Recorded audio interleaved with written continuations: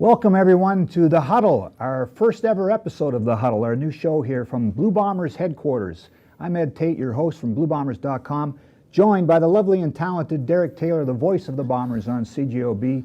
We're going to cut up everything today on the first day of free agency, but we'll start... Here's that $20 for saying that again. Perfect, Thanks, buddy. Perfect. We're going to just give you a little bit of a heads up about this show. When the season starts, when training camp starts, it'll go every Tuesday live at 3 p.m. on our YouTube channel. We'll be periodic here through the spring. We're going to try to do a show from the CFL Combine, which is in Winnipeg in March. We'll try to do a draft preview show. But when training camp starts, Tuesday, 3 p.m. live on our YouTube channel every week. Don't miss it.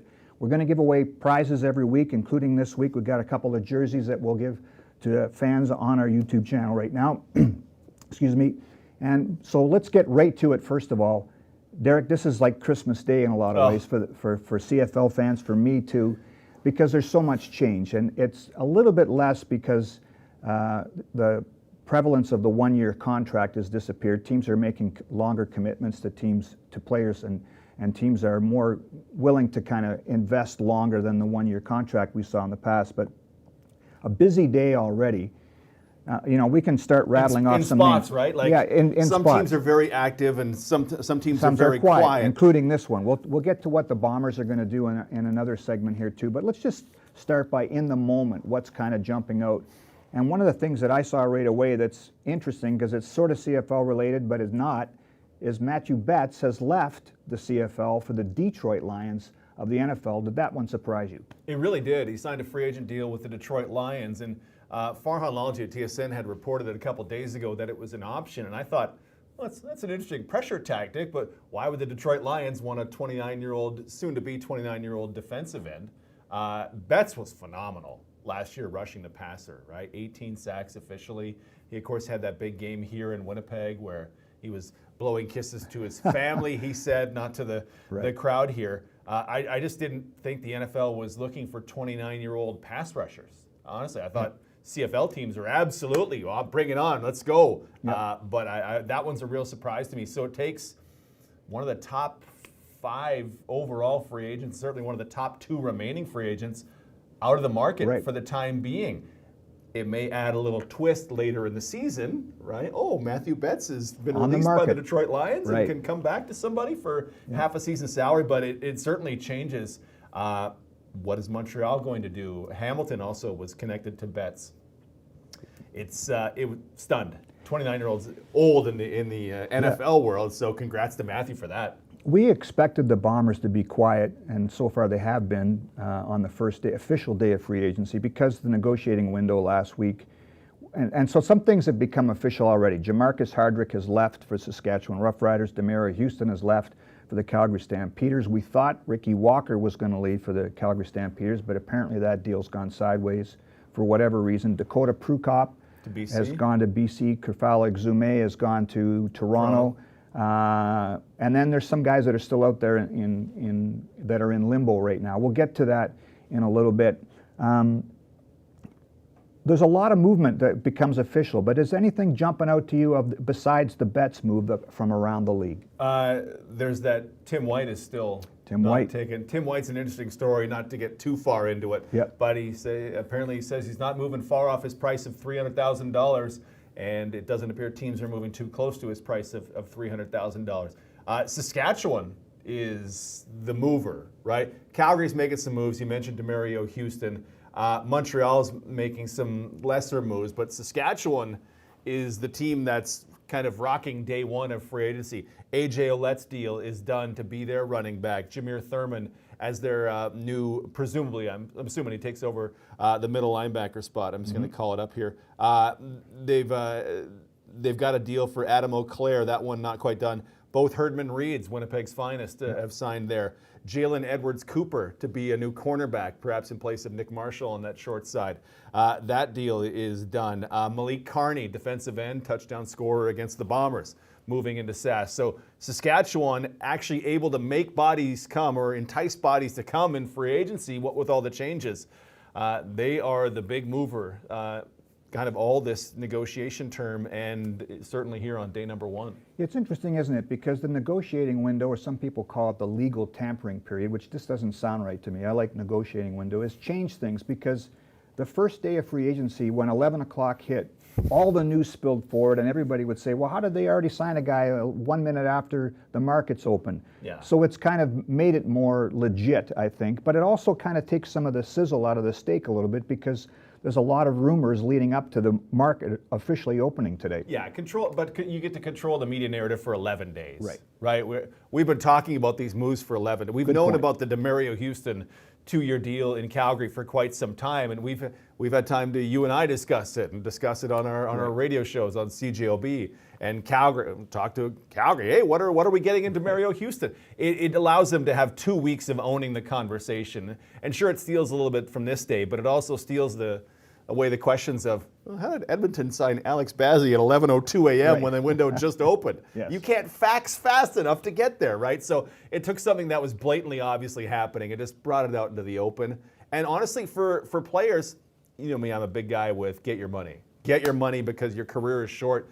And go out and explore your options, and you have time to consider all of your options. Dalton Schoen had time to consider everything that was put in front of him. Brady Oliveira had time to consider multiple offers, some which reportedly were enormous.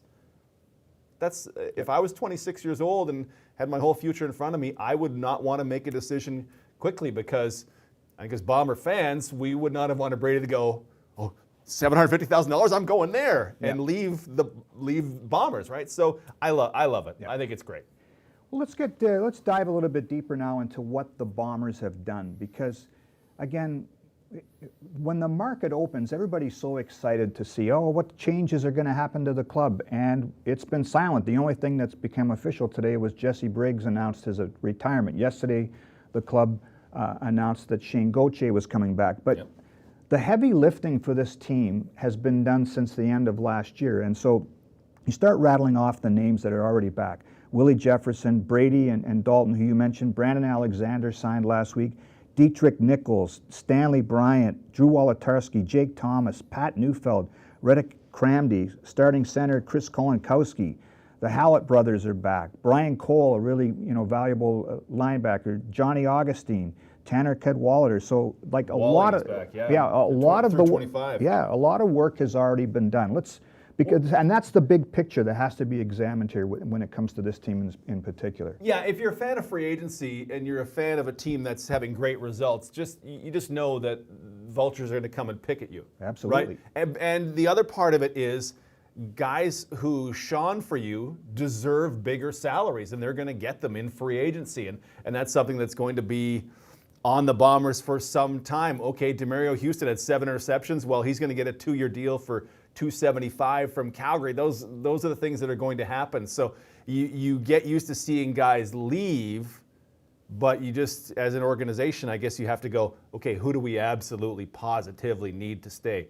We had, if you're the Bombers, we had Zach under contract. We had Kenny Lawler for the year. We had Nick Dembski already for the year. Okay, well, let's start adding dudes back in. And it's not sexy going to market, get Kenny Lawler back from Edmonton like it was in advance of last year, but it's, hey, well, Kenny's still here, and Dalton is still here, and Brady is still here. So it's a different free agency here, and I mean, the other team, the only team with a better record in 2023 was the Toronto Argos, and they have been picked to the bones. That's a good point. Oh, man, they are getting just crushed, lose their defensive coordinator, and everybody's getting out of town because, they won 16 games. They were a top-tier defense, forcing turnovers.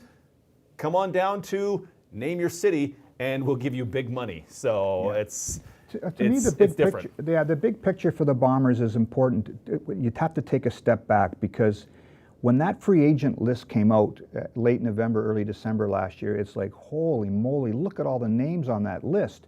And the work that they've got done, 11 starters from my count are back, and that's massive for a team that's won more games than anybody else in the last 4 years, been to 4 straight Grey Cups. So That's the hard part. Free agency doesn't start on February 1st when the window opens. For this team, it started back in November, even before that when you're locking up guys and talking to them in October, November about extensions. It's different for good teams and bad teams, right? Yep. For Saskatchewan, it started 11 days ago, and it starts today. You needed to get an infusion of talent, and they're adding in bodies all over the place. The Bombers are 14-4 and 15-3 the year before. They didn't need an infusion of talent.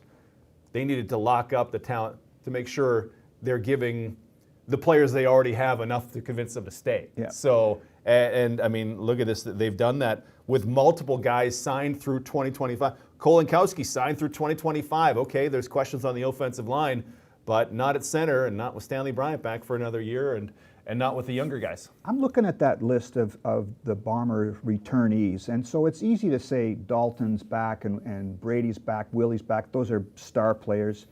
Stanley Bryant, going to the Hall of Fame. Is there anybody else on that list of guys, whether they're a starter or even a role player guy that you think, hey, that's a sneaky good signing?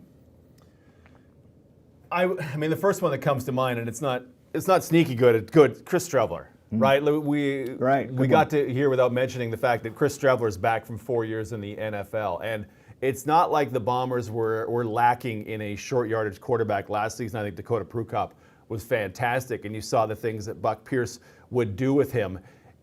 So you're not replacing a weakness, you're just, to me, kind of emphasizing a strength, because when he was last year in 19, Streveler was the most effective runner for me, period. Like, we expected it. That year, William Stanback was the other big dog in the CFL, and that guy's a running back. And that guy's a running back.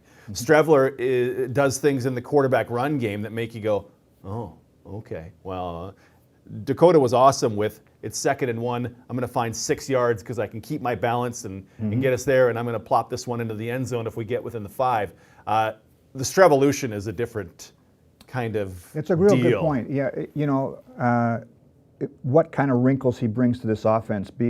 As you said, Dakota Prukop was really good at converting the chains and moving the chains and getting first downs for this team. And staying in there for some run options with Brady and throwing the ball sometimes, It'd be very interesting to see how Chris Streveler has evolved as a passer after being in the NFL now, because we know what he can do when he's tucking the ball under. I keep thinking of that Banjo Bowl a couple of years ago where he's just blowing up Rough Riders. That's a highlight clip forever for Bomber fans, right?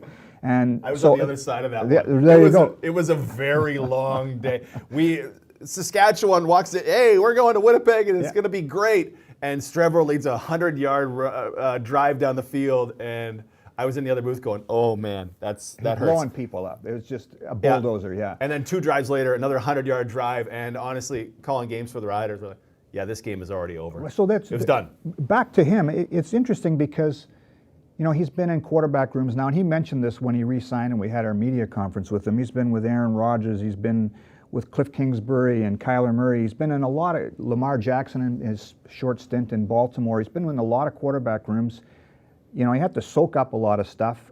I'm sure I'm really intrigued as to his evolution as a passer, because he's not coming back here just to be the short yardage guy. I think he's trying to reestablish himself. Hey, look, I can be more than just a get you through the game quarterback. If Zach, God forbid, happens to go down, I can be a guy that leads this team to wins. And so he's a real that's a really, really interesting signing.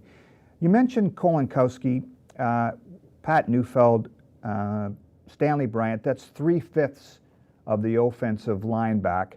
And 2 holes still there, right? 2 holes still there. Jeff Gray has gone to market. He hasn't been re-signed. Jamarcus Hardrick has signed with Saskatchewan. They really like Liam Dobson and Tui Eli in this building as guys that could fill in for Jeff Gray at the guard spot.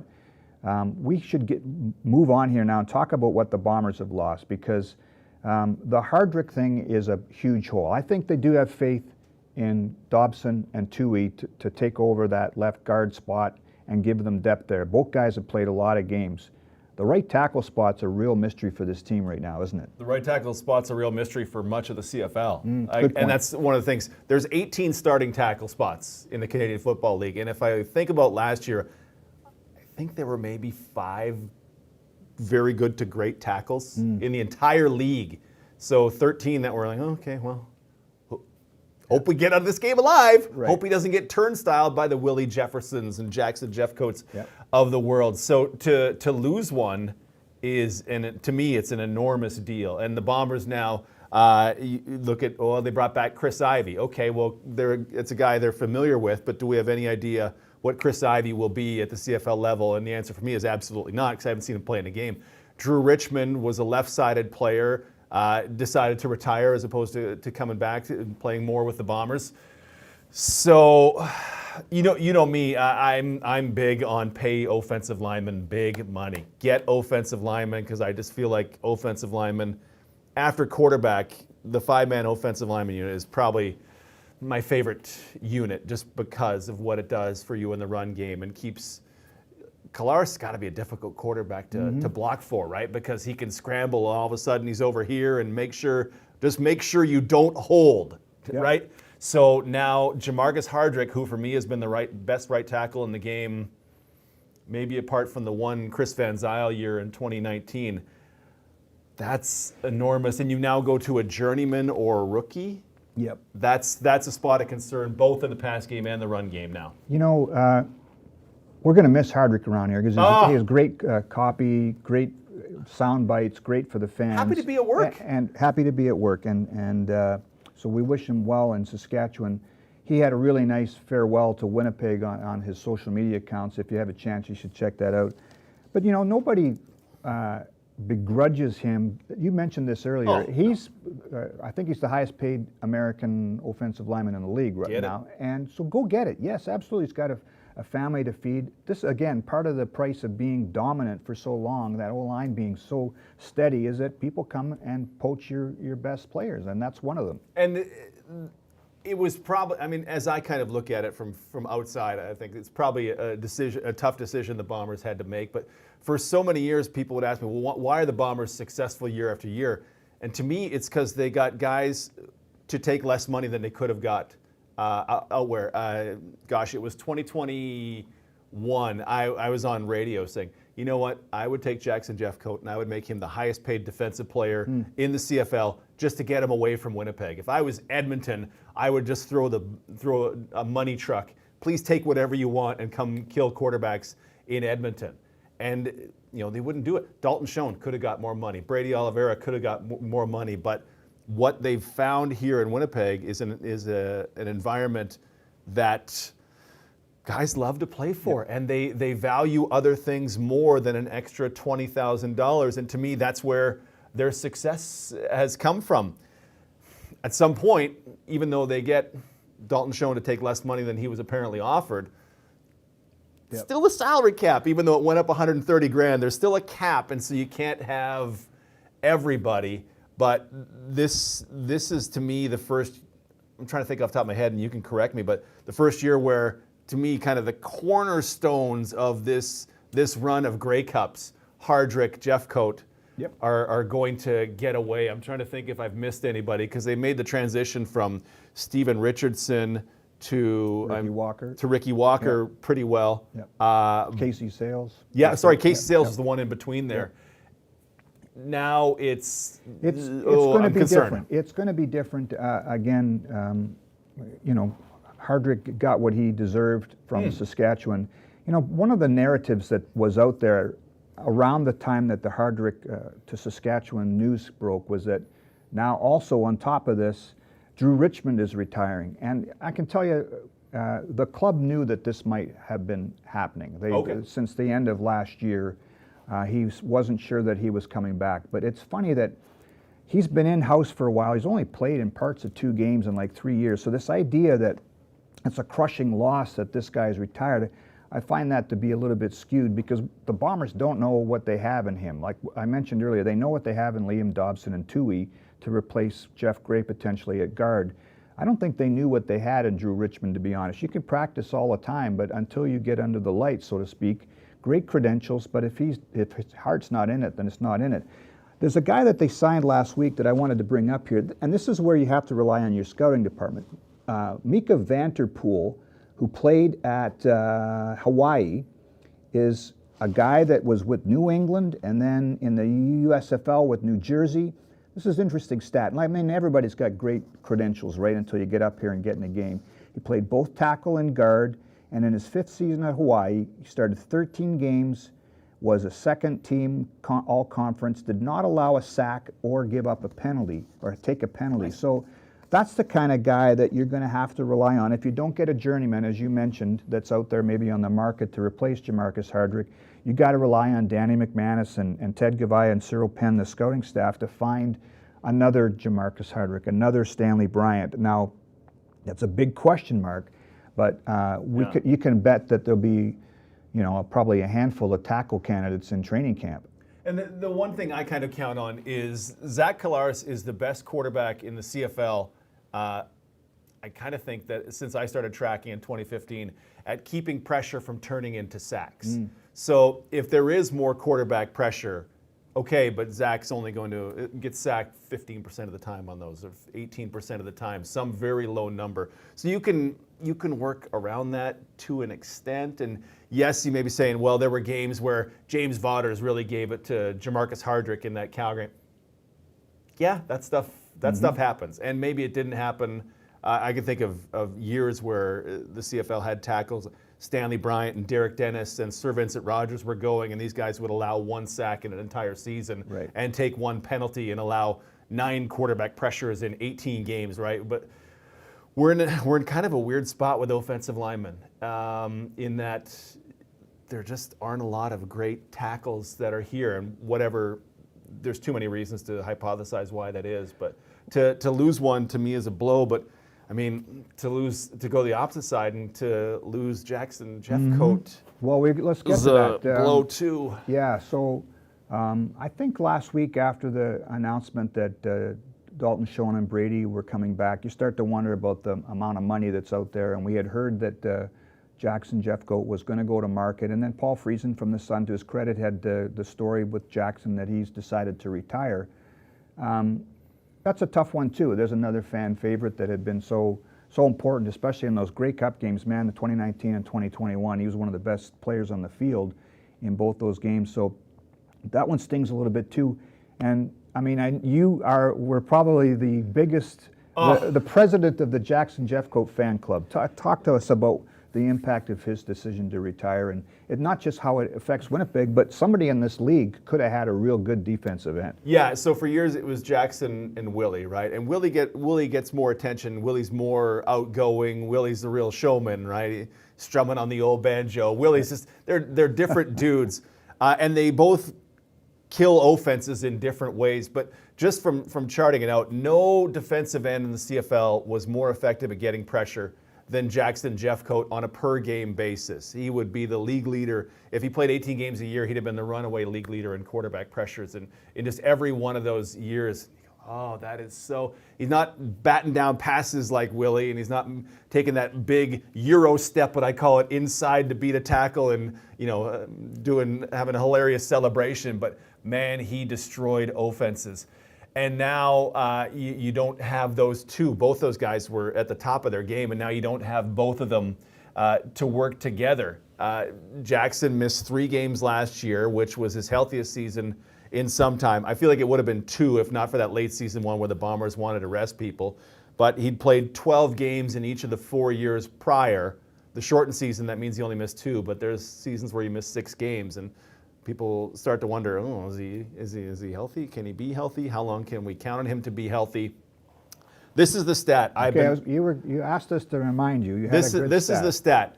If there's any stat that, and feel free to check me on this because I ran the math a few times and I wanted to make sure. But this is the stat that Bomber fans hope that we will not be pointing to right around week 10 on our pregame show. I went back through the last 3 seasons, so 23, 22, and 21. I want to see. Okay, when Jackson is out, how does Willie do, right? Because they're such a dynamic duo. I found 10 games where Jackson Jeffcoat did not play and Willie Jefferson did play. In those 10 games, no Jackson Jeffcoat, but Willie Jefferson. Willie Jefferson had 0 sacks, not 1. When it was Celestin Haba, if it was LB Mack, if it was Cedric Wilcox the last couple of years, none. it's not all because Jackson's gone, and it's not anything against Willie, but it was just, it's just noticeable. It's a great stat, and it's also None. It's Zero. It also shows you that when Jackson's not in the game, more attention to Willie too. That's very well the problem. And that's where things change. When you have, pick your poison at each end, and no, that's no disrespect to Celestin Haba, who I think is a real good prospect and a guy that could make some noise this year as potentially Jackson's replacement. But when you don't have that known commodity at the other end, and you just, another team would say, we got to double up on number 5. We're going to bring a fullback over there. The extra receiver's going to, the receiver's going to chip down on him. Yeah. Whatever it is, don't let him beat us because we don't know about this guy over here. Yeah, and not just another guy, like a guy you are afraid of. Right. Like Jackson could easily have been the number 1 defensive end on a bunch of teams, but yeah, 10 games and no sack. Jackson would create more quarterback pressures. Willie would get more sacks. Willie obviously is the world's greatest at pass knockdowns from a CFL perspective. But that is one thing that we're going to get halfway through the season and have to look back at of, have the replacements for Jackson been able to enhance this? And whatever it is, just promise me. I want you to make a promise to me. Don't at the midseason be, if it's not going well for the defensive line, say, oh, I think Willie Jefferson's getting old. Do not. I don't want to have that conversation, and I will not tolerate that on the pregame show. I'm going to write it down. No one can say that because you have taken away the gravitational pull of Jackson Jeffcoat. You mentioned guys, extra blockers and chipping and stuff. The gravitational pull Jackson Jeffcoat, I presume, must have on an opposing offense is substantial. Well, what can Celestin Haba do? Yeah, let's wrap up the Jackson Jeffcoat discussion here because it's too bad that he's not back here. I mean, I think he's just a victim of the money just going elsewhere with this roster. What's disappointing to me is that we're both raving about him and nobody else has really stepped up during the negotiating window. Now that could change. Yep. Someone could come back to him in the next few days, next few hours and say, hey, let's double back on that number that we were throwing about there. We'll come back to you on this, and then maybe you unretire, But yeah. in the meantime, it's disappointing that a guy with that much skill still is not going to be in this league this year. Which, this is just a hypothesis and taking that information and trying to synthesize something about it, but it just makes me believe that Jackson wanted to do other things if it wasn't playing Winnipeg. Yep. If you're from Texas, you know, guys, you'll see guys want to play near the American coast where they live, right? Oh, if I'm a West Coast guy, I'd love to play in Vancouver, or Calgary's an easy flight. If I'm an East Coast guy, hey, maybe Toronto or Hamilton, I can get an easy flight home. Maybe Jackson just said, if it's not in Winnipeg, I don't really want to do it because it's tough for me to think that teams looked at him playing through / gutting out 15 games last season plus the playoffs and generally tormenting quarterbacks and thought, yeah, we're good. Yeah. Because I can look at some of these rosters here, Ed Tait, and say, no, you're not good. You teams, there are multiple teams that could have used Jackson. So it makes me believe that this is more of like, if it's not in Winnipeg, I don't really want to go somewhere else and do it. I've got the next phase of my life ready to go, and it's my decision to good for him. Leave. So I know he's got a real estate career too in Austin, Texas. So he's a sharp guy. Yeah, he's very sharp.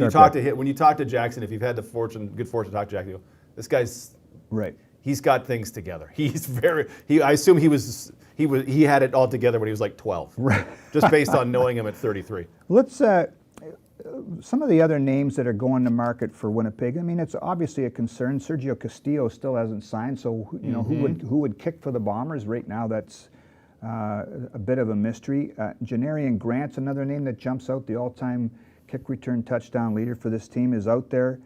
Janarian's a little bit different in that I went back and looked. He signed just before free agency last year, and then the year before that, he didn't sign until April.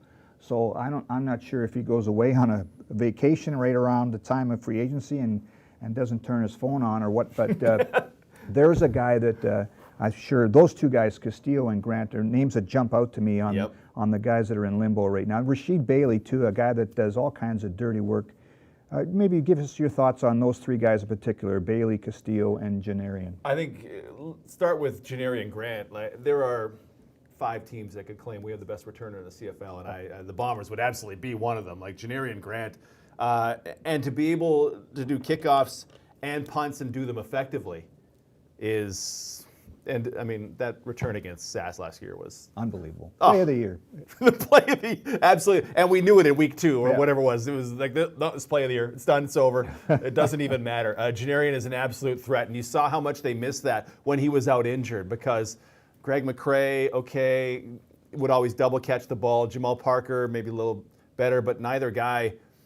I think maybe they had one return that was as long as Janarian's career average. Right. So their best return was what Janarian averaged. I'd have to double check that stat, but it's in that vein. So that he's an important piece because I don't know where he's at, but if I was him, I would look at Javon Leake, who 4 punt return touchdowns, 11th in kickoff returns, got a big deal to move to Edmonton. You know, well, maybe I deserve a little more. Yeah. Sergio Castillo. 90% make rate last year, set a club record. Yeah, and just from a calming the nerves of Bomber fans perspective, Absolutely. was 100th percentile. Yep. Right? So, yeah, Sergio Castillo, valuable, good kicker, good on kickoffs, very valuable. Rashid Bailey. I mean, Heart and soul guy, right? well, and that's the thing. There were so many of those. When you're around the Bombers team, there are so many guys that you look at and go, oh, that guy is one of these heart and soul guys, and they're already losing one in Jamarcus Hardrick. Bailey then provides surplus value. Bailey also took less money to come back last year, and by reports a significantly reduced salary to come back last year. So that's one. Malik Clements was valuable. They expect Brian Cole to fill that role. I guess we'll see what happens. Jeff Gray, University of Manitoba's finest, has been a starter for some time. They've got a global player, but in Jamison Sheehan, but Teodric Hansen off the edge. He was the poster boy for the global program the first few years, yeah. If he wants to play, I don't think you got to bring Teodric Hansen back. Right, whether he's global, American, or Martian, I think he's on your special teams. He's blowing people up, yeah. Ricky Walker will be interesting because there are a lot of defensive tackles and at points in their career, elite defensive tackles that are currently on the market, and you just haven't heard much about. Sean Oakman doesn't, in my mind, qualify as elite, but is free. Dylan Wynn, at his peak, absolutely savages opposing offenses. That guy's free. So Armando Seawall going to the Hall of Fame. Woody Barron, BC, let go. Those are guys too that are on the tormented market. The Bombers last year. Yeah, you look at that and go, okay, well, as you see that, and as we get to the actual free agent day, and you see so many potentially dominant American tackles, or at one time dominant American defensive tackles, I go, okay, well, I'm now less concerned about that spot because maybe you can get somebody for $75,000 less than I thought there would be because they know what they're doing, and we're here chopping it up. Okay. But how many? What do we got? Just on this, I'm looking at 1, 2, 3, 4, 5, 6, 7, 8 jobs to be filled for the Bombers in the starting lineup next year, including kicker and returner. Yeah. Are you comfortable in that moment? I am, because of Danny McManus and Ted Gavai and Cyril Penn finding players. I mean, they've turned over the secondary so much in the last few years. That's just one area that they've done a good job. They found Dalton Schoen. You know, there's examples of them being able to fill that Evan need. Holm. Exactly, Evan Holm, Jamal Parker. I mean, Ricky Walker, Casey Sale. All these guys that are some of them are moving on. Demario Houston. But that's just the talent pool has been always replaced very well by this staff. Hey, let's take a break here for a sec, and when we come back, we'll go around the league now and do a deeper dive at what each team has done or not done in free agency. So let's take a quick break, and then we'll be right back.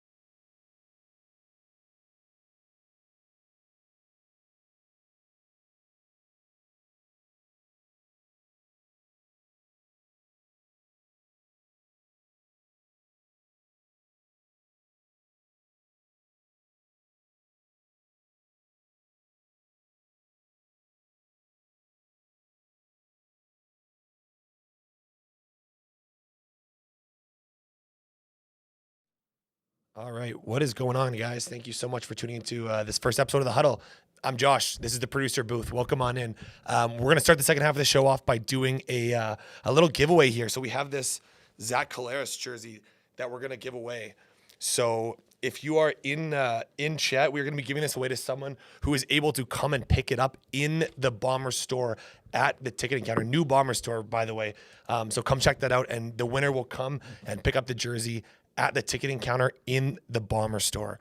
So if you're in chat right now and you want to win the Zach Collaros jersey, you have about 60 seconds to type Collaros and send that in the chat. And we're going to pick out a winner from chatters that are joining us live on stream.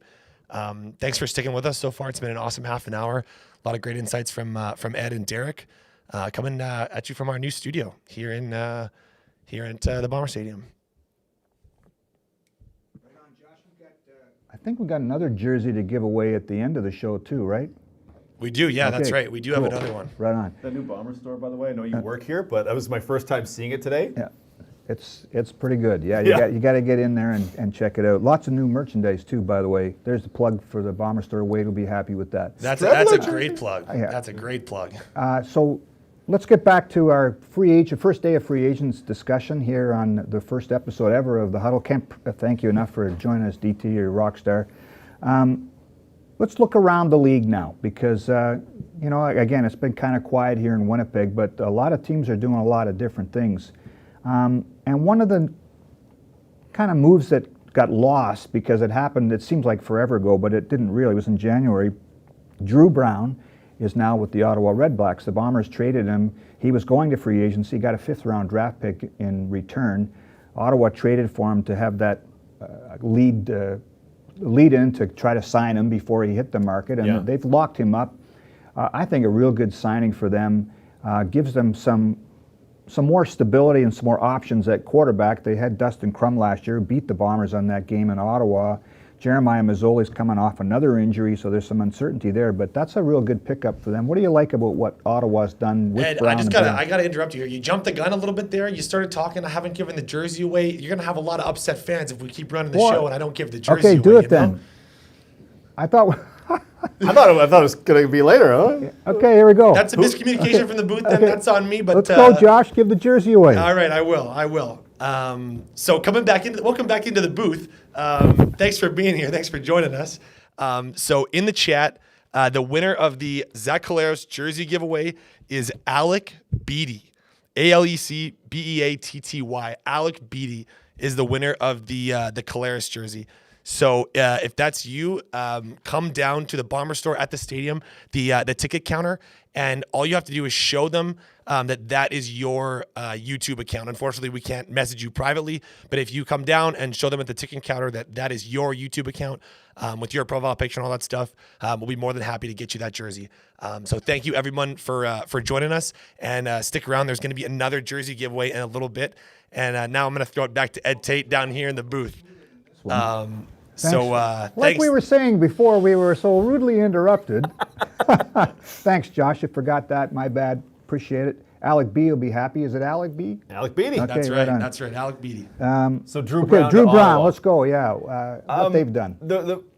Just the first part of this, there was no way the Bombers could possibly have kept Drew Brown, and if they did, I would have yelled and screamed, because Drew has very clearly shown that he's the next guy in the Canadian Football League. Is he the next star? Who knows? But He needs to play. He's the next guy who deserves a starting opportunity in the Canadian Football League. And if you wanted to keep him with the Bombers, you either had to get rid of Zach Collaros, or you had to pay a backup quarterback $350,000 if he was going to take that contract. You can't. To me, there was zero chance, and it's sad. But it's a 2-year deal. Maybe he's back in 2026. Just saying. Ottawa as a team that has been on the verge for 3 seasons now. This will be the 3rd season. And their problem to me has just been they can't keep their quarterback healthy. They were going to get they had Nick Arbuckle last year. Nick did not work. So Jeremiah Mazzoli's come back from injury, immediately gets hurt. Tyree Adams comes in, looks real nice in that first game, tears his ACL. Lord, why have you cursed me like this, say Red Blacks fans? Yeah. Dustin Crum comes in, fourth stringer, essentially. Right, and how many teams, when you get to your fourth quarterback, you probably figure you're done, or just pray that it's somehow Tracy Ham again, because who knows. So Crum led some intriguing games, and obviously the game against the Bombers last season where they were down 14 with 2:38 to go, and they ended up winning in overtime. Crum did some stuff, but as the year went along, he went, okay, this is about the scrambling, and the rest of it isn't there. So they needed to be solidified at quarterback. And when you look at Drew Brown, Jeremiah Masoli, Tyree Adams, Dustin Crum, Piggy T as well, you go, okay, well, Brown's going to get the first shot. Jeremiah Masoli is probably the best number 2 option in the Canadian Football League. He's a guy who has a very high ceiling to me and a very low floor as well, but can make some stuff happen. So you go, okay, at the start, that's a nice place to go with. Solid in the Canadian interior offensive line, Desjardins, honestly, whoever they'll run at center, and Darius Bladek, who they get from Toronto. You go, okay, that's good. Tackles have been a problem for them for some time. We talked earlier about there aren't a lot of good tackles. I don't know of the tackles they have, and I'm not a big Dino Boyd guy, and Dante Bull did not look like the first overall pick last year. So they'll work on that.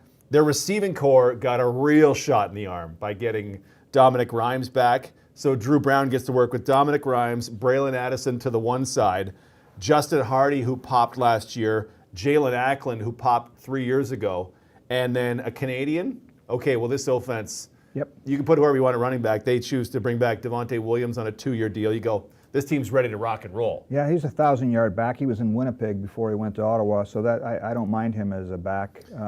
If they're to me, their biggest problem by far has been health. A year ago, I would have been raving, and I certainly was raving about the moves that Sean Burke made in free agency, because you looked at, well, Money Hunter and Cariel Brooks as the cornerback halfback duo to that one side.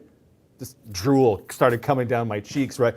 Money Hunter had some injury problems, but he is back. So I look at Money Hunter, Damon Webb, whoever they throw at safety, probably Justin Howell. Brandon Dandridge is back. They get Adarius Pickett from Toronto. That's a big pickup to me. That guy was a monster. Javon Santos-Knox is a playmaker in the middle, and Frankie Griffin runs 100 miles an hour as your 2 linebackers. Lorenzo Malden was Defensive Player of the Year 2 years ago. Bryce Carter, fine. I really like Carter too. He's come on as a defensive end. Last year he had a really good year. So it looks promising.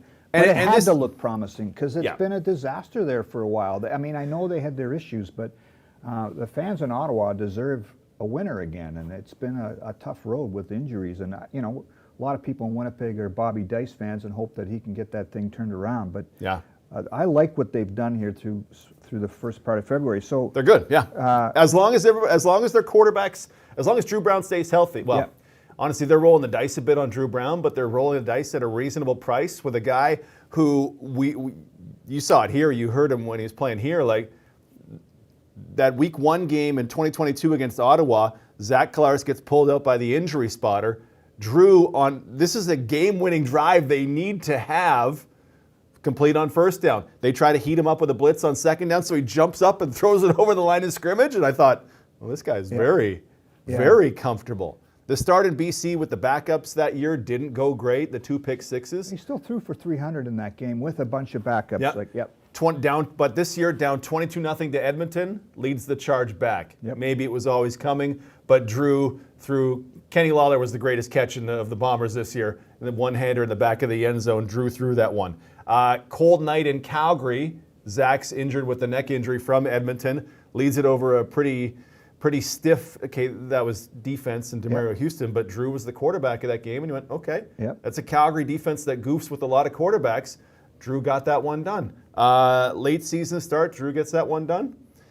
He's shown that he deserves this next opportunity, and he goes with an offensive coordinator that Zach Collaros has a ton of respect for in Tommy Condell. Yeah, great point. And that, if Zach and Drew know quarterbacking in the CFL better than I do, and if Zach thinks it's a good idea and Drew believes in Zach as they very clearly do, Drew is then primed for, he has a chance to be a really good quarterback at this league, and now he gets to find out if that's his future. So we came up with this really sophisticated grading system here for free agency, and we're asking you to do the thumbs up, thumbs down, or meh on each team here. So Ottawa's first up, thumbs down, or meh. Ottawa with Drew Brown, Dominic Rhymes, I think we've already answered the question. Darius Bladick, and then Darius Pickett. Did you say Pickett? Darius Pickett. Yeah, I had that unfortunately in a wrong font on my depth chart. Yeah, that's a thumbs up for the Ottawa Redblacks. Okay, cool. Did I do that right? Is it? Yeah, that's perfect. Okay, Yeah. Just making sure because it's very complex. Just like Gladiator, right? Thumbs up. And thumbs some down. nice re-signings of their own guys, right? We talked about Hunter, Webb, and Dandridge. Those are three pieces. Yeah, Braylon Addison. In the back six. Yeah. Braylon Addison Williams. is a multiple weapon in this league when he's healthy. Okay. The things you see Nick Dembski do, Braylon Addison can do some of those things as well if an offensive coordinator wants to, and it's his old offensive coordinator from Hamilton, so love it. Let's talk about Hamilton since you just brought it up. I guess the biggest news in Hamilton this offseason is Scott Milanovich and his new staff taking over, and they're going to put their imprint on the Ticats, a team that was coming off a disappointing season. You know, they made the big commitment to Bo Levi Mitchell. They had the Grey Cup in their city last year, and you know, so there's been a lot of change. Let's kind of dive into the Ticats a little bit here. What do you like about what they've done or not done so far? Yeah, the biggest thing, it's not free. The biggest non-free agent is they've committed to Bo Levi Mitchell for 2024. Shrug face because he hasn't been Bo since 2018. Yeah. Jamal Peters at the boundary corner. They got used to Delvin Breaux being a huge body at that boundary corner spot. They're going to love Jamal Peters there. Dwayne Hendricks, they get him to come down the road from Toronto. You can't swing you swing dead cats, is that the saying, without hitting a CFL person who loves Dwayne Hendricks and thinks he is the next interior offensive monster if he's not already there. Brandon Barlow was a depth player in Toronto. They bring him in. So if you add Peters and Hendricks, I think for the Hamilton Tiger Cats, okay, you're doing some good stuff. They went and locked down their offensive line. Brandon Revenberg through 25. Jordan Murray, the right tackle, I presume right tackle, through 25 if Figueroa's back. They really made a push for Brady Oliveira, which comes to my point about Hamilton. I don't know what they're doing, and I don't understand the things that they do. They paid top of market for James Butler last year to get the exact same production they had from their American running backs the year before. Granted, Butler took 90+% of their carries, but the running game was exactly the same. And oh, by the way, they didn't really care too much about the running game. And then they try to make the move for Brady. All the while, their starting receivers are Terry Godwin, somebody, Keandre Smith, Omar Bayless, and Tyler Ternowski. And we talked earlier about Tim White still being out there. That's their best receiver, maybe their best player that's gone to market right now, and no bites on him yet. They'll lose Jameer Thurman from that linebacking core, trying to replace him with Jordan Williams. Right, Tyreek McAllister, their returner, has gone to the Raiders, I believe, in the NFL, right? Yep, so there's another guy that's... They brought back Richard Leonard. I'll have to update that, but they have had a lot of losses on that team, and I don't... Sometimes not surprising when you have a new staff that comes in, though, right? They want to move on or bring their own people in, and we'll see what Scott Milanovich, because it's a way different coaching staff too. So they look like they'll be able to cover. I like this back six just fine with Peters, Javian Elliott, Stavros Katsantonis got a chance to jump and got them to get rid of Tunde Adeleke, Dexter Lawson, maybe Richard Leonard, and Carthel Flowers Lloyd was a special teams dynamo that probably gets a chance to fit in there somewhere. Yep. Okay, shout out to Winnipeg's Mason Bennett. Maybe gets a step up at defensive end with Malik Carney moving on. Casey Sales redoes his deal through 2025. There are pieces of this Hamilton team, but once you commit to Bo for another year at quarterback and you keep trying to pay super high market rates for running backs, I become less convinced that. Okay, so I think you know what you're doing. So let's have the grade: thumbs up, thumbs down, or eh. Now I don't want to seem petty because the Ticats dared to try and face the Bombers and twice in the Grey Cup, and I'm in the Bombers' office. But this is okay. I just don't. Mark Leggio. Mark Leggio was David Cote had a bad season. Mark Leggio, I like Mark so much. But his kicking at the CFL level is not kicking at the CFL level. And they bring him back and they go, okay. We'll see. Hamilton makes Again, me. It's a long way to training camp, It really right? is. We It's- have to be careful because it's we can, we give out grades for fun here, but it's February. We'll see what the grades look like when it really matters. But I'm it's a bit of a mystery right now, and there's still some time for them to do a lot of stuff here. There's still names on the free agent market that's what's going to be interesting even with Winnipeg here is as this initial surge kind of settles down, is there somebody that they'll again circle back on in a week or 2-3 days and maybe bring in? So Simone Lawrence is free for that's them. another one. Yep. Chris Van Zyle's probably at the end. Darrell Yep. Walker, Tim White. Yeah, And that's Dylan, the one. If they get him back, that's a major save for them. I wonder less about the receiving core if a dynamic weapon like Tim White is in there. Okay, let's look at Toronto.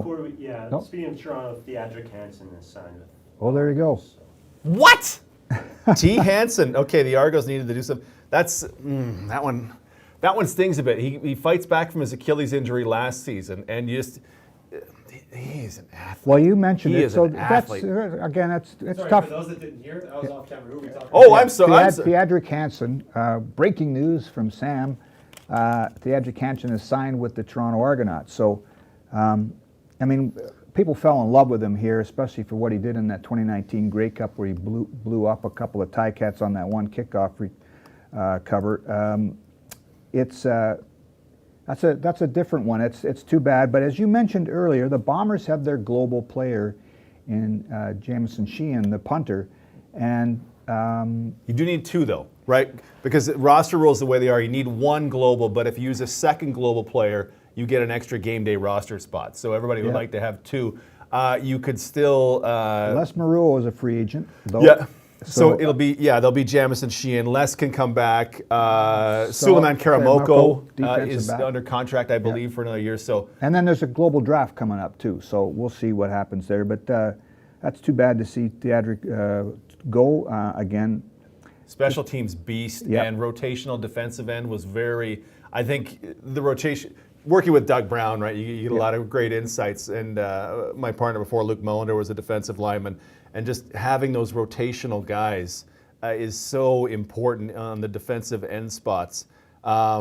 Forgive me, with the Bombers in 21, went to the NFL. Kongbo, Thank you, was a monster in that Jeffcoat Jefferson Kongbo trio. Losing Hansen from that in it was kind of a free roster spot. It's a loss. Not the biggest loss in the world, but that stings a little bit. So best of luck to Theodric in Toronto. Yeah, let's dive into the Argos a little bit more because just like you mentioned this earlier. Good teams get poached, and they were 16-2 last year. Obviously, they were upset in the East Final to Montreal, but man, there's been a lot of exits from the Big Smoke to other places. Hungry Lions picking away at the corpse of a gazelle. Yeah, Darius Pickett to Ottawa, we mentioned. Darius Bladdock, the offensive lineman, to Ottawa. Boris Beatty, the kicker, to Edmonton. Javon Leake, the kick return specialist, to Edmonton. Jamal Peters to Hamilton. A.J. Willett to Sask.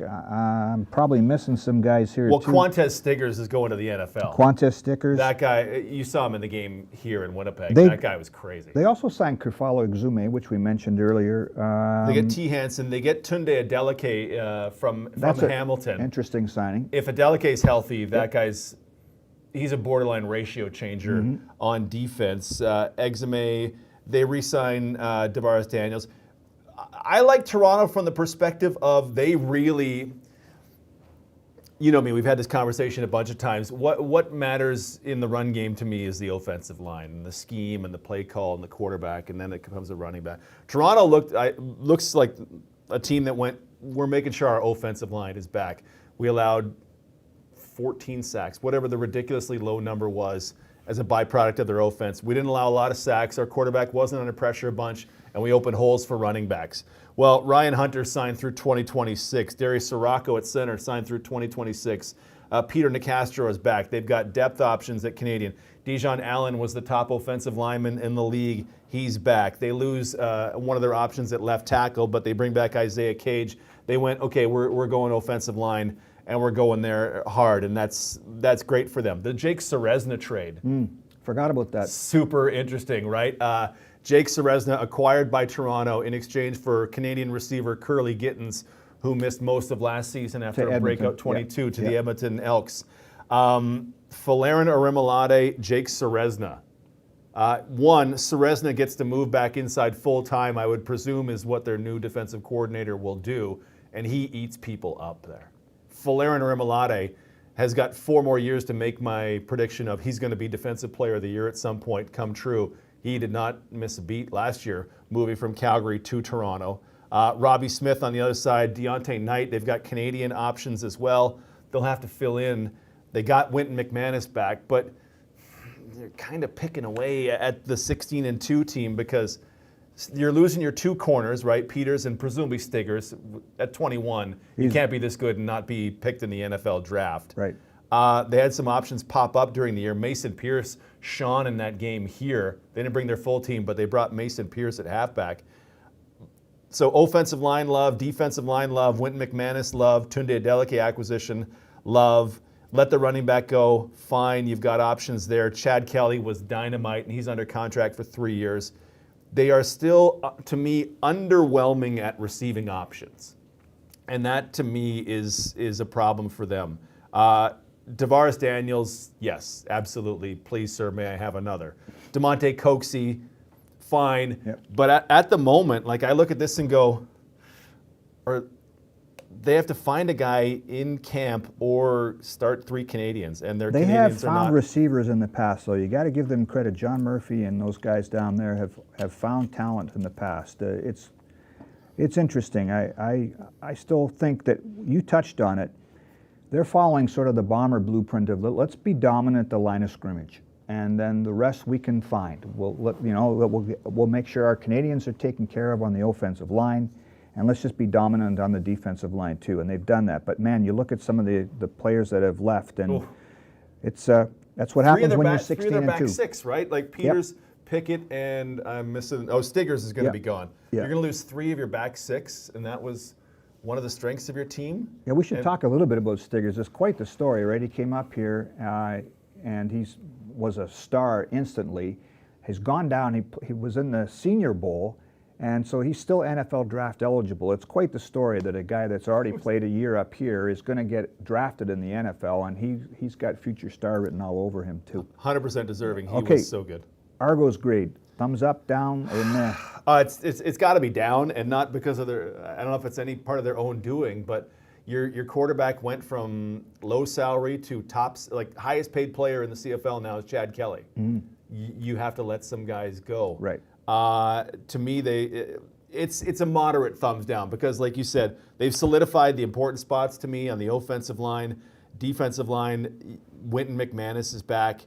You can fill in lower salaries at defensive back, and maybe you can pop.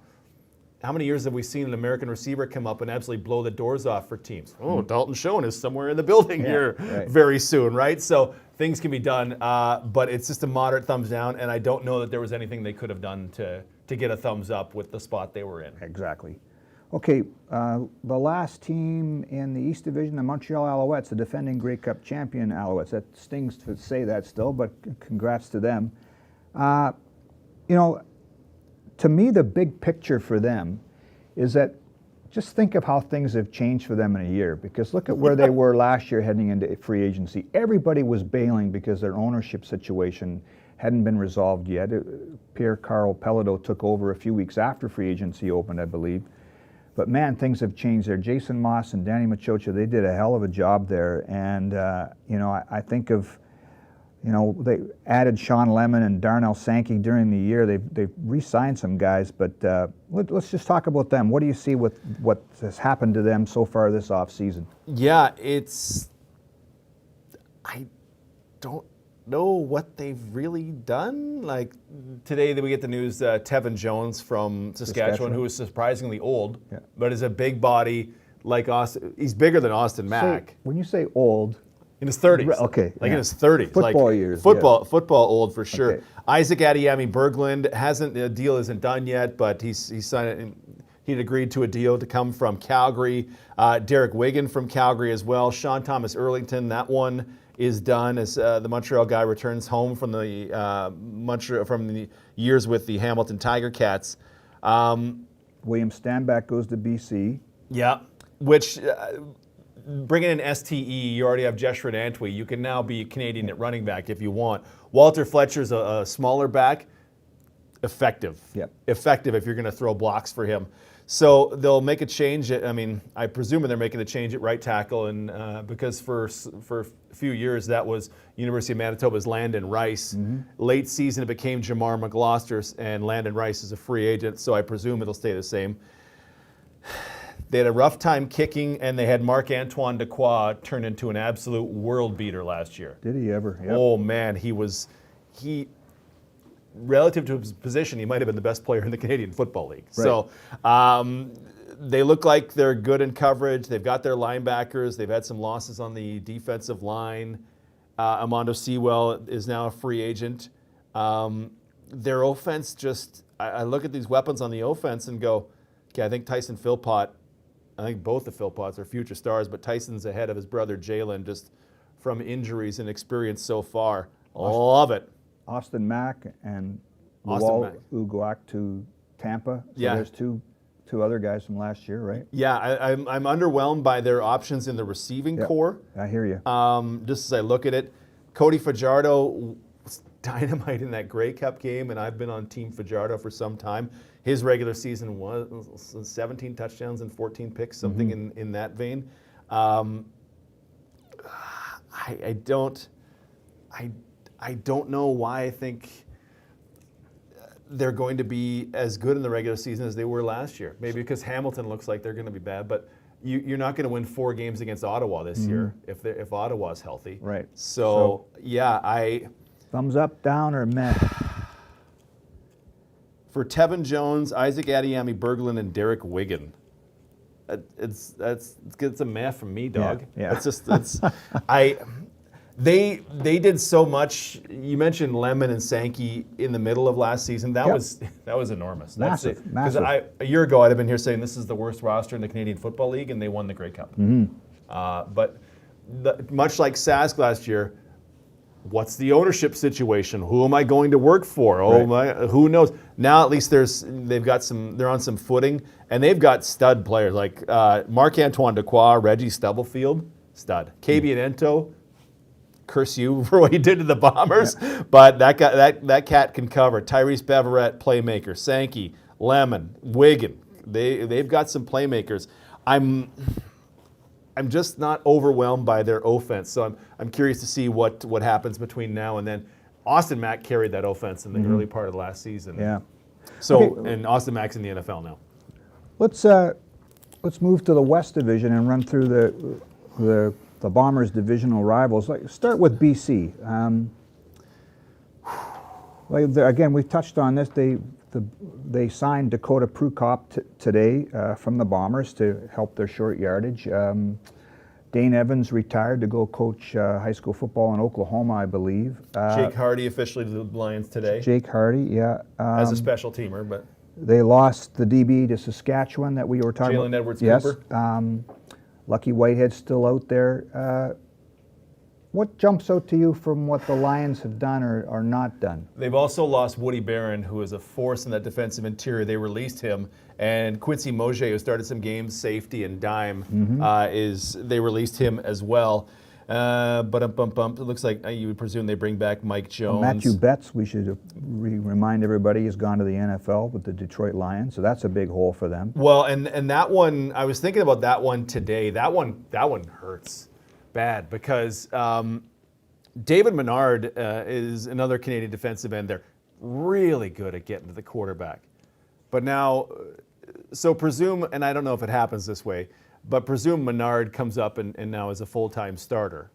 Well, now you don't have David Menard as a rotational defensive end. That, Right. at the very least, that stings very bad. Not to mention, you're taking 18 sacks of Matthew Betts out of that ecosystem. And oh, by the way, Woody Barron's gone. So unless the Steven Richardson re-signing means that he can come back from 2 Achilles injuries, I love Stove, so I hope that's the case, but I have absolutely no idea if that's remotely possible. Yeah.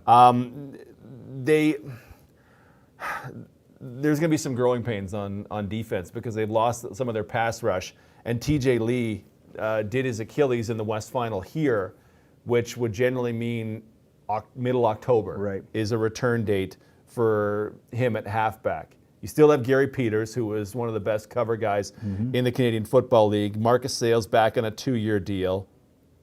Manny Ragamba, fine. Linebackers, fine. But there's some real losses on that defense. And then your best receiver is out till October as well, probably. As much as Keon Hatcher says, I'm going to be back as fast as I can. History tells us Achilles are going to be middle October for Keon Hatcher to be back. I like the stand-back edition. Montreal moved on from him. I like it. It's kind of he's still got game left. I'm sure he's hungry.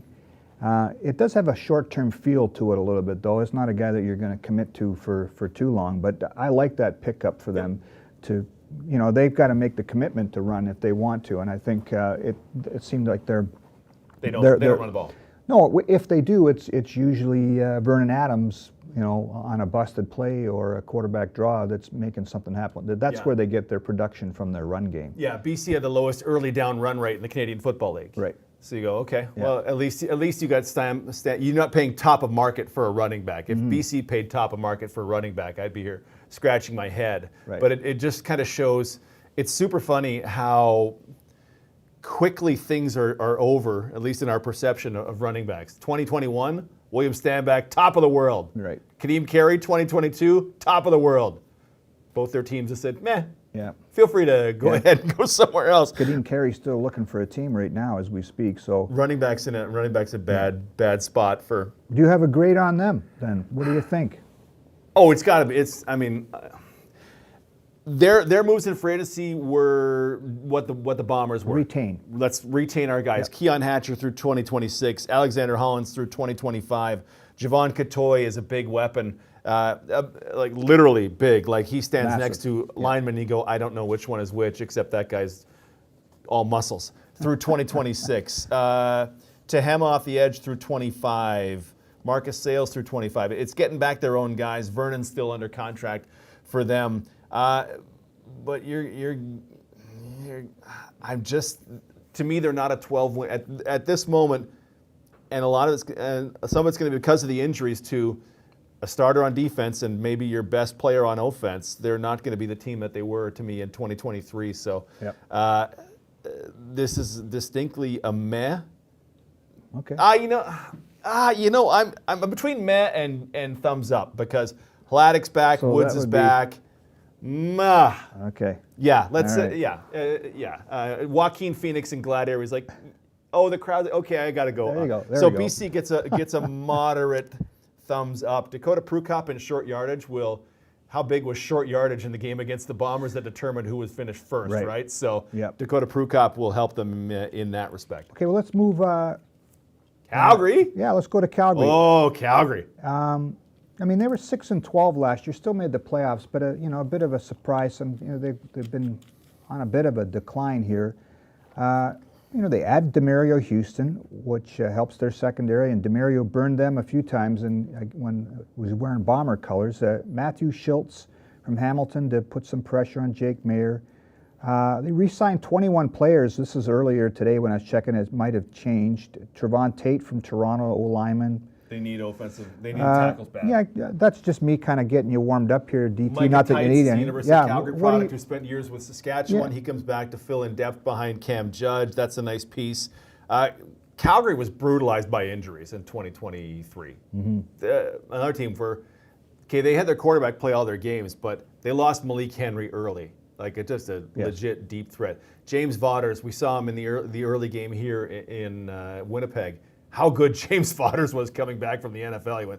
That guy went down with an injury early on. Right. You went, okay, I just don't know how you come back from that. Jalen Philpott missed a ton of time. It changed their draft strategy. But then receivers kept getting hurt. And Bagleton would miss some time. And how could we possibly keep our head above water? And the answer was, well, you couldn't. Just 6-12, and things didn't go real good.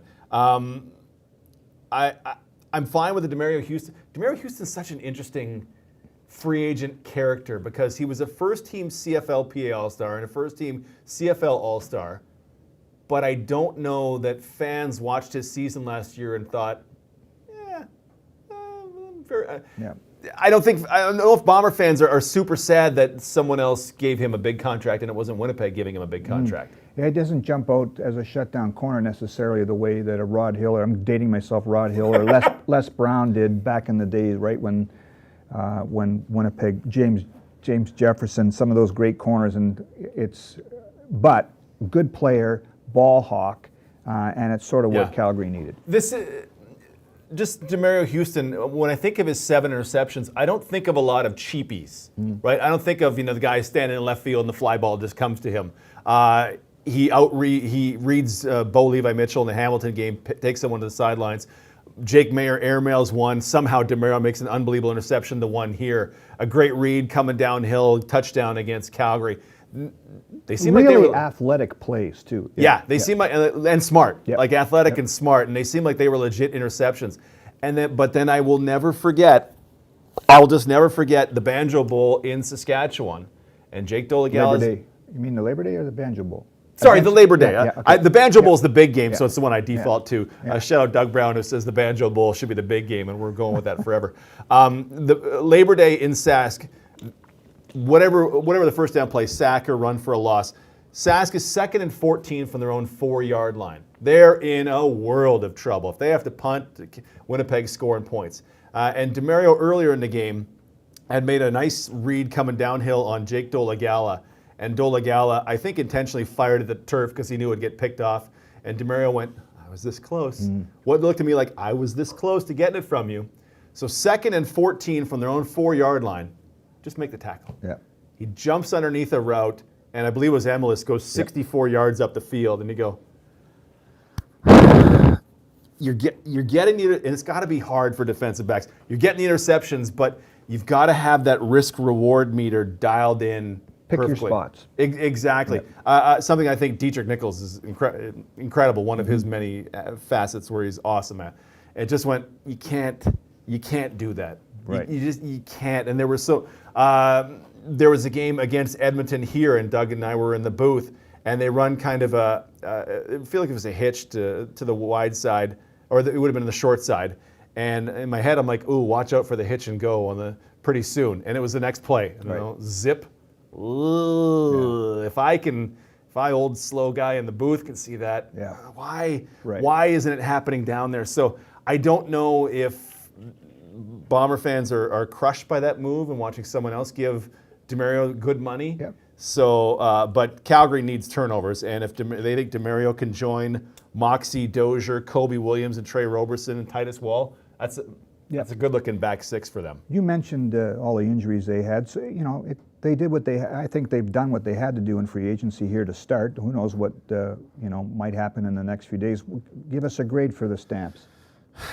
The Calgary Stampeders, Ed Tait, Matt Schultz, Micah Tights, Demario Houston. I go thumbs up, and I think injuries, they're back above 500 next year. I don't know who's going to be the quarterback for it, but you bring in Matthew Schultz, who I just think needs some more opportunities, but can legitimately give Jake Mayer a push. He has to look over his shoulder a little bit now. Yeah, Yep. And then you have Tommy Stevens, who can be, I think Tommy missed one and short conversion last year. You can get value from all three quarterbacks in a single game. Again, everything we say here is predicated on injuries evening out. If Malik Henry and Reggie Bagleton and those Canadian receivers, Cole Tucker, Jalen Philpott, those guys are healthy for most of the season. Yep. That offense looks a lot better. They lose Kadeem Carey, but I think it's in the last 2 years, Kadeem Carey had never been their top yards per carry guy. It had been Dedrick Mills, and now they're officially, we're on to the next running back. A nice change of pace back, too, for them. They're replaceable. They've been replaceable. Believe they're replaceable at running back for some time. Right, so you give them a thumbs up. Thumbs up for Calgary. Let's go up the highway to Edmonton. I guess the biggest news for them this offseason was the signing McLeod. Bethel Thompson comes back to the CFL after a year down south. That kind of clouds their quarterback picture a little bit because a lot of people wanted to see Trey Ford have a real shot at leading that team again. You mentioned this earlier, the trade. They traded Jake Ceresna, who I love as a player, to Toronto for Canadian receiver and Curly Gittens Jr. Added a couple of Toronto Argonauts specialist and Boris Beattie, the kicker and the returner and Javon Leake. I'm just glossing over what they've done here. Quarterback's been their biggest problem. Yeah, they right? moved on from a lot of guys too. Ed Gainey, Taylor Cornelius, Aaron Grimes, Shannon Brooks, Stephen Dunbar Jr.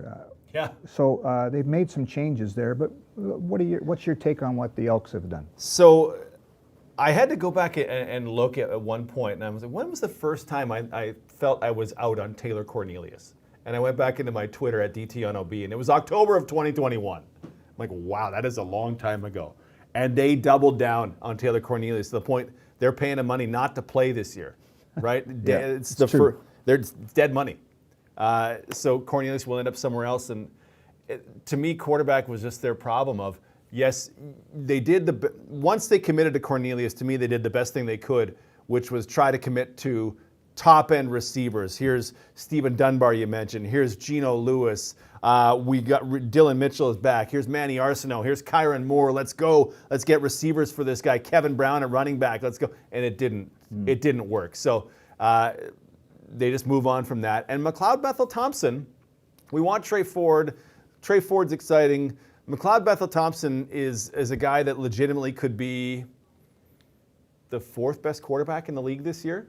If third best, if things bounce right for him. So it's. I guess I think of floors and ceilings, right? He's not a guy with a super high ceiling, but he's a guy with a raised floor. Trey Ford, ceiling might be to the moon if he figured out passing game, but the floor could be really far down there if he doesn't figure out the passing game. As a fan of Canadians, I would love to see the Trey Ford thing turn into something. We all would, right? But when you're a team that's and a management regime there that's under the red hot light here, right? It's trouble if they don't. They had to kind of do something like this just to give themselves some safety net, because if Trey Ford isn't the guy, they've got a real big problem at the most important position on the field. So I get it, but I'm a little disappointed too, because it means that Trey Ford might start the season on the bench, which I don't think that helps his development at all. But keep going. No, Sorry, I didn't interrupt. It absolutely doesn't. But I mean, if you have to do it, you have to do it as to keep your job, right? Yeah, because Zach Kalaris and Chad Kelly, those guys are not moving from their teams, right? So Vernon Adams not moving from BC, so you have limited options to improve your quarterbacking spot. They're again loaded at receiver, and you get Curly Gittins, allows you to move the ratio a little bit. Gavin Cobb did some good things on specials and in there as well last year. University of Manitoba, shout out. So you have Canadian options in the receiving core. A team that's going to struggle with their offensive line. As I look at 4/5 of it, I don't know. Mark Cordy, shout out, playing in the middle, the one guy I'm sure of. They move on from Serezna, but I don't think having to kick Serezna out to end didn't. I think in the way they want to run essentially 3 defensive linemen, Serezna is just, to me, just didn't really fit. So you trade that in for Curly Gittins. I like that just fine. And now Jamin Pelly and maybe Robert Kemdiche up from from time in the NFL can go to town. If they start re-signing some ends, if AC Leonard is back, okay. Now we're doing some stuff. Kai Gray, Rookie of the Year for them. Lucas Purifoy, Donovan Lum, okay. This back six questions, what they're going to do at weak side linebacker. I presume it's Michael Broderick, who they took very high in 2023.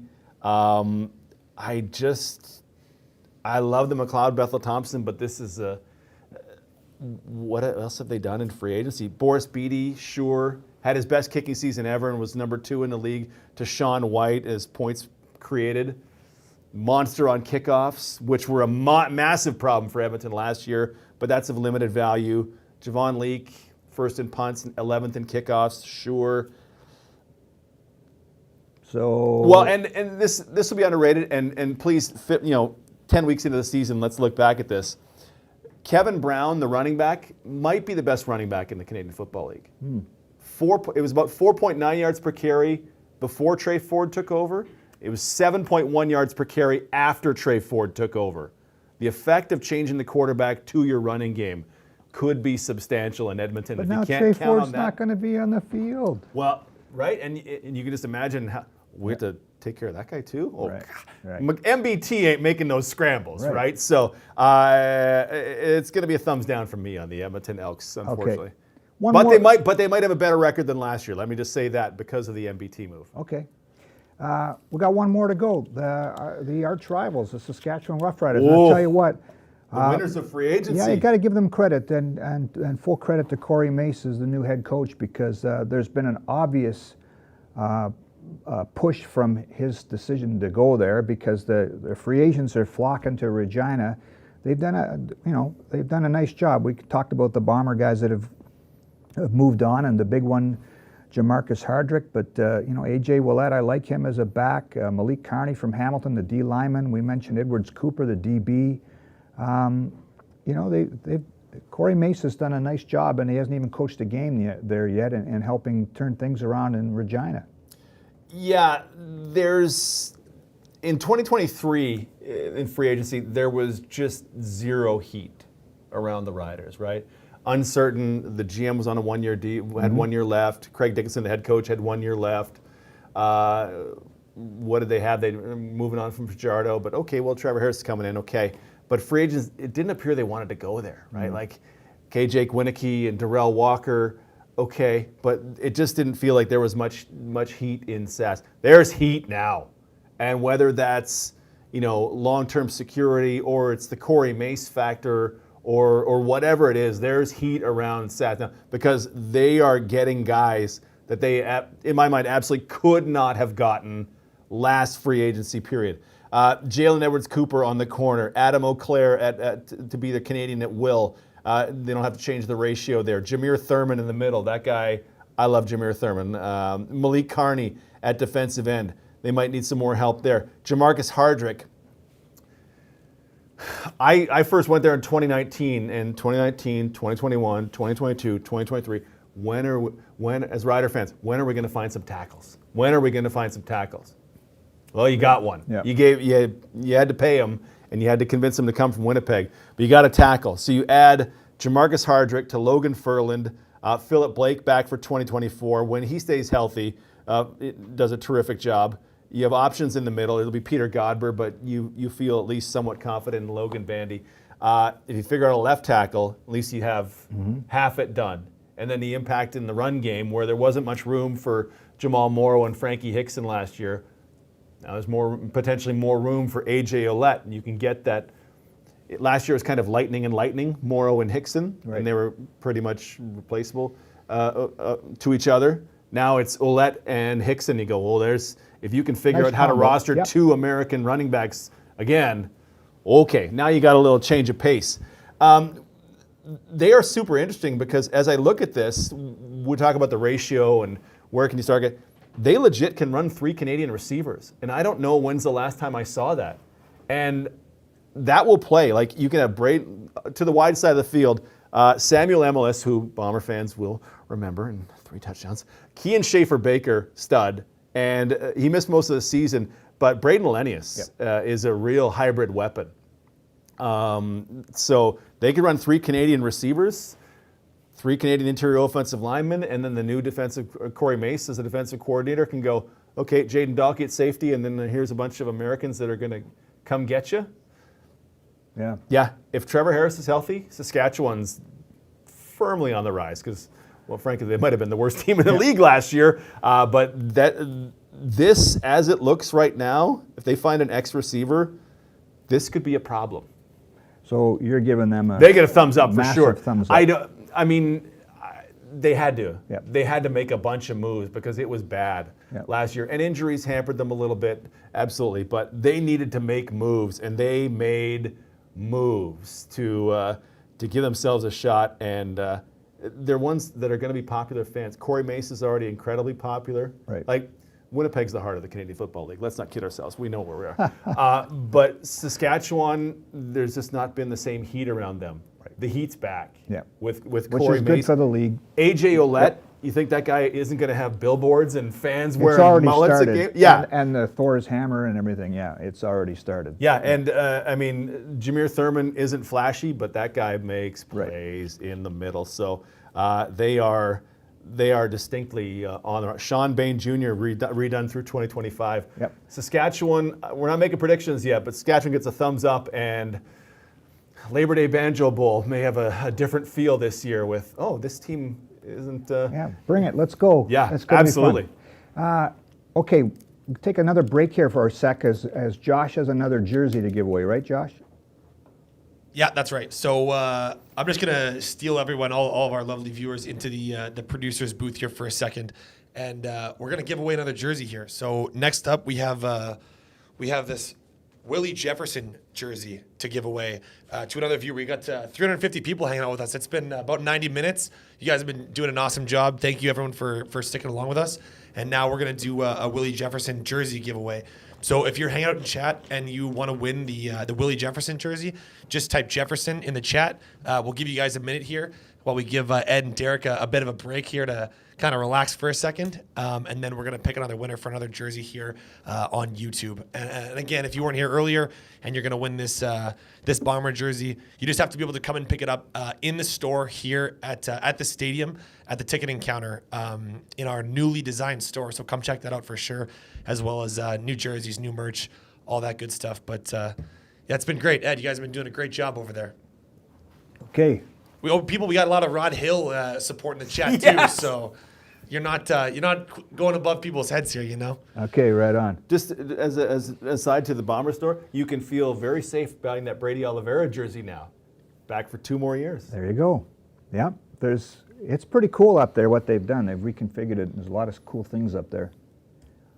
Do we have a winner? We got like type and type and type, and we got 350 people hanging out in chat still. Yes. For 90 minutes. Bless you for being with us. They're doing great. They're doing great. I love it. I just love this. Like, my whole month has been, what about this and what about here and who's doing what with their ratio? Because there's just so many facets of the Canadian game that other sports don't have that you go, ooh, is Edmonton going to flip its ratio on offense? Right. And what will that do to their defense? And who's this going to get? And how's this going to work? And just we could spend 5 minutes talking about the Elks run game because they won't have Trey Ford going in there, or the Bombers, what they're going to do if Zach Collaros gets pulled from a game. Who's going to be the man off the bench for that? All right, we got a winner in chat before I tee it up to you guys for the send off today. So it's going to be the winner. Congratulations, Casey Jones. Casey Jones is our winner of the Willie Jefferson jersey. So Casey, come on down to the Bomber store inside the stadium. Show them your YouTube profile. We have it on file here, so bring it to the ticketing counter there. And congratulations, you won a Willie Jefferson jersey. And before I sign off from the producer's booth, I just want to say again, thank you all so much for tuning in to episode 1 of the Huddle. They won't be regular in the off season. We have a bunch more shows planned, but once we hit training camp, they will be every Tuesday at 3 p.m. So make sure you have your notifications turned on for our YouTube channel so you know when we go live, and subscribe to the channel as well, because we're going to be sending out more content to our YouTube channel than ever before. So yeah, Casey Jones, congratulations. Thank you guys for being with us. And then I'm going to throw it back to Ed and Derek here to bring us home. But again, yeah, thanks for tuning into episode 1 of the Huddle. Going back over to you, Ed. Appreciate you, Josh, getting all the details in there so I don't have to spit it out and trip all over myself. Thanks a lot, people, for joining us on the first ever episode of The Huddle, and appreciate you, DT. You're a rock star. You made this work. We went for 90 minutes. I didn't even know how long we went, but it flew by for me. Could talk CFL with you all day, brother. So appreciate you. Appreciate all you fans for tuning in to the first episode of The Huddle. Did we thumbs up or thumbs down the Bombers in free agency, or is that That's up to you, man. Oh, yeah. I mean, look, I gotta go. I'm wearing the colors here, so I don't mind what they did because of all the heavy lifting they did, as I said earlier. Well, in November, December, and January. On CJOB, the sports show, when I make an appearance at 7:30 tonight, I will go with a thumbs up because I did not believe you could get Brady Oliveira and Dalton Schoen Well back said. together. And if it's me, I believe offense wins championships, and the offense takes a hit not having Jamarcus Hardrick back.